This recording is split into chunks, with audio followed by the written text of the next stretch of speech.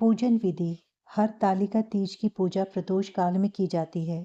प्रदोष काल यानी कि दिन रात के मिलने का समय। हरतालिका तीज के दिन इस प्रकार शिव पार्वती की पूजा की जाती है। संध्या के समय फिर से स्नान कर साफ और सुंदर वस्त्र धारण करें। इस दिन सुहागिन महिलाएं नए कपड़े पहनती हैं और 16 श्रृंगार करती हैं। इसके बाद गीली मिट्टी से शिव पार्वती और गणेश की प्रतिमा बनाएं। दूध, दही, चीनी, शहद और घी से पंचामृत बनाएं। सुहाग की सामग्री को अच्छी तरह सजाकर मां पार्वती को अर्पित करें। शिवजी को वस्त्र अर्पित करें। अब हरतालिका व्रत की कथा सुने। इसके बाद सबसे पहले गणेश जी और फिर शिवजी व माता पार्वती की आरती उतारें। अब भगवान की परिक्रमा करें। रात को जागरण करें। सुबह स्नान करने के बाद माता पार्वती का पूजन करें और उन्हें सिंदूर चढ़ाएं। फिर ककड़ी और हलवे का भोग लगाएं। भोग लगाने के बाद ककड़ी खाकर व्रत का पारण करें। सभी पूजन सामग्री को एकत्र कर किसी सुहागिन महिला को दान दें। हरतालिका तीज व्रत कथा। शिवजी ने माता पार्वती जी को इस व्रत के बारे में विस्तार पूर्वक समझाया था। माँ गौरा ने माता पार्वती के रूप में हिमालय के घर में जन्म लिया था।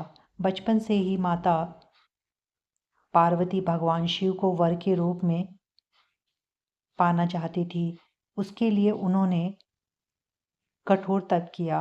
12 सालों तक निराहार रह करके तप किया। एक दिन नारद जी ने उन्हें आकर कहा कि पार्वती के कठोर तप से प्रसन्न होकर भगवान विष्णु आपकी पुत्री से विवाह करना चाहते हैं। नारद मुनि की बात सुनकर महाराज हिमालय बहुत प्रसन्न हुए।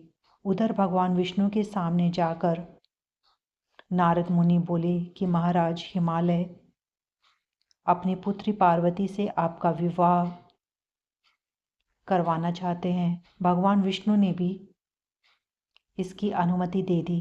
फिर माता पार्वती के पास जाकर नारद जी ने सूचना दी कि आपके पिता ने आपका विवाह भगवान विष्णु से तय कर दिया है। यह सुनकर पार्वती बहुत निराश हुई। उन्होंने अपनी सखियों से अनुरोध कर उसे किसी एकांत गुप्त स्थान पर ले जाने को कहा। माता पार्वती की इच्छा अनुसार पिता महाराज हिमालय की नजरों से बचाकर उनकी सखियां माता पार्वती को घने सुनसान जंगल में स्थित एक गुफा में छोड़ आई।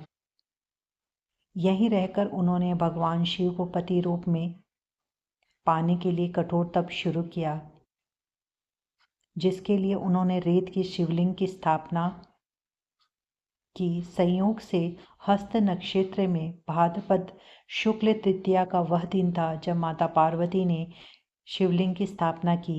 इस दिन निर्जला उपवास रखते हुए उन्होंने रात्रि में जागरण भी किया। माता के कठोर तप से भगवान शिव प्रसन्न हुए।